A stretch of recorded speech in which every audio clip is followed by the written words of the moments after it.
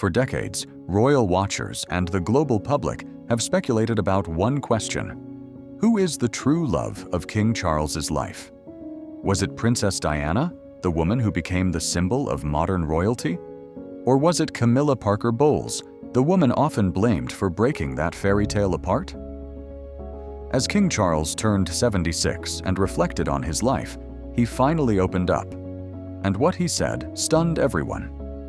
This long journey of love, misunderstanding, loss, and reconciliation stretches back nearly half a century. What unfolded wasn't just a private affair, but a saga intertwined with national tradition, global media scrutiny, and the shifting expectations of monarchy in the modern age. Many believe Princess Diana was King Charles's first great love, but history tells a different story. Long before Diana entered his life, Charles had developed feelings for Camilla Shand. Their initial courtship in the early 1970s was passionate, but the royal family reportedly saw Camilla as an unsuitable future queen due to her non-aristocratic background and past romantic experience. Pressured by duty, Charles eventually moved on. Enter Lady Diana Spencer, a shy 16-year-old when she first met Charles, who was then 29. Their first meeting at her family estate, Althorpe, was unassuming yet meaningful. Ironically, Charles was dating Diana's older sister Sarah at the time. Diana stood out to him as youthful, kind, and warm. But after their encounter, years passed without romance, until fate reunited them at a mutual friend's gathering. That night, Charles learned of the death of his great-uncle, Lord Mountbatten, who had been assassinated in an IRA bombing. Overcome with grief, Charles found unexpected comfort in Diana, whose compassionate nature reached him in a moment of vulnerability. It was then, Charles later admitted, that he began seeing her not just as a cheerful girl, but someone who truly just cared. The courtship between Charles and Diana progressed quickly. Charles invited her to Balmoral, the royal family's private Scottish estate. He taught her how to fish and introduced her to royal life. She impressed his family and the public alike. On February 24, 1981, their engagement was announced. Diana, then 19, radiated joy. Charles, while smiling, seemed less certain. During their now infamous engagement interview, when asked if they were in love, Diana immediately said, "Of course." Charles hesitated before replying, "Whatever love means." That sentence would haunt their marriage for years.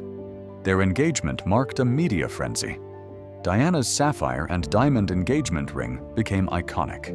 Her move into Clarence House signaled the start of her royal transformation. But beneath the excitement, Diana was already sensing the cracks. Days before the wedding, she discovered a bracelet Charles had made for Camilla.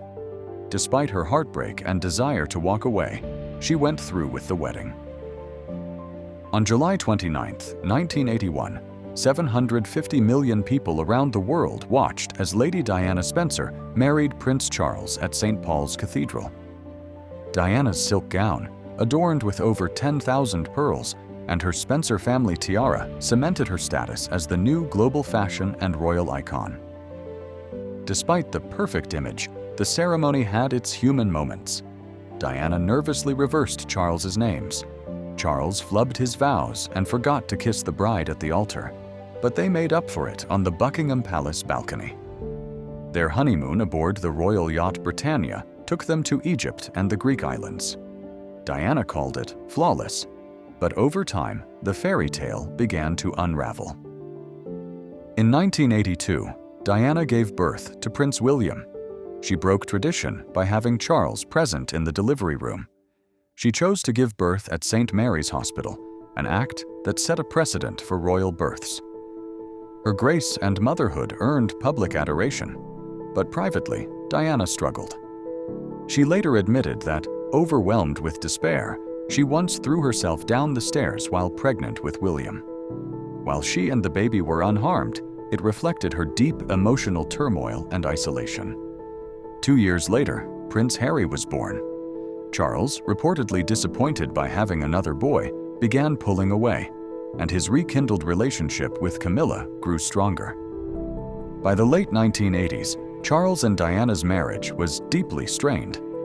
Diana confronted Camilla in person in 1989, a brave attempt to save her marriage. But Charles's emotional connection to Camilla was unshakable. In 1992, the Camillagate scandal erupted. A private and intimate phone conversation between Charles and Camilla was leaked to the press, igniting public outrage and embarrassing the royal family. That same year, Charles and Diana officially separated. Prime Minister John Major announced it to the House of Commons. Though the couple appeared in public together occasionally, the bond was broken. Diana's public image soared post-separation. Her charity work, emotional honesty, and vulnerability made her a beacon of hope. Charles, on the other hand, faced intense scrutiny. In 1996, the couple divorced after lengthy negotiations. Diana lost the Her Royal Highness title, but retained the title Princess of Wales. She received a financial settlement of approximately $22.5 million and continued living at Kensington Palace. Diana threw herself into humanitarian causes. She supported AIDS patients, landmine victims, and the homeless. Her emotional connection with people around the world only deepened. Meanwhile, Charles quietly continued his relationship with Camilla. In 1995, Diana spoke out in a bombshell interview with the BBC's Panorama. Her words, "There were 3 of us in this marriage," shocked the world. Diana's post-divorce life was filled with speculation. She reportedly fell in love with Dr. Hasnat Khan, whom she called Mr. Wonderful. Their relationship, however, couldn't withstand the pressure of fame and media scrutiny. Her next relationship with Dodi Fayed was far more public. In the summer of 1997, the couple vacationed in the south of France. Constantly pursued by paparazzi, they sought privacy in Paris. On August 31, 1997, while fleeing photographers, their car crashed in a tunnel. Diana, Dodi, and their driver died. The world mourned. The royal family, initially criticized for their detached response, soon joined the nation in mourning. Charles personally flew to Paris to bring Diana's body home. He walked behind her casket with William and Harry, a moment etched in modern history. The public outpouring of grief was unprecedented. In 2005, nearly 35 years after they first met, Charles and Camilla finally married. Their civil ceremony at Windsor Guildhall was modest and private. Neither Queen Elizabeth nor Prince Philip attended the ceremony due to the Church of England's stance on remarriage. However, they did attend the religious blessing. Camilla wore a white chiffon dress and later changed into a stunning blue and gold embroidered gown, choosing elegance over tradition. She also kept her home, Ray Mill House, for privacy, a retreat from royal duties. Over time, the public began to accept their relationship. Queen Elizabeth publicly acknowledged Camilla's dedication and, in 2022, expressed her wish for Camilla to be known as Queen Consort. Now, King Charles and Queen Camilla share not just a throne, but a lifetime of memories, of public trials, private devotion, and enduring love. After decades of public scrutiny and emotional complexity, King Charles reportedly made a quiet, heartfelt confession. Despite his deep affection for Diana and the profound grief he felt after her passing, it was Camilla whom he named as the love of his life. It may not be the fairy tale the public hoped for, but it is a story of resilience, enduring connection, and the reality that love doesn't always come wrapped in perfection. Camilla was his first love, his confidant, and eventually his partner through some of the monarchy's most turbulent years.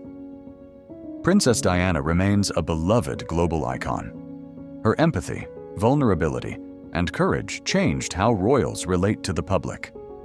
Her death catalyzed significant reforms within the monarchy, including how the royal family publicly addresses grief and modern values. Charles and Diana's relationship was complex, marked by duty, misunderstanding, affection, and betrayal. But it also reflected the harsh reality of royal life, that personal desires are often sacrificed for public expectations. In contrast, Charles's marriage to Camilla was the result of endurance, patience, and a connection that survived decades of obstacles. Their eventual union marked a significant cultural shift, proof that even the monarchy, steeped in tradition, could evolve with time. Who was the true love of King Charles's life? The answer is layered. Princess Diana was his wife, the mother of his children, and someone who brought joy and heartbreak in equal measure. She was beloved by the public and forever changed royal life. But Camilla was the woman he returned to again and again. Through scandal, separation, and loss, she remained constant. In the end, Charles chose love not dictated by protocol, but shaped by shared history and emotional truth. His story is not one of simple fairy tales, but of real, flawed, enduring love.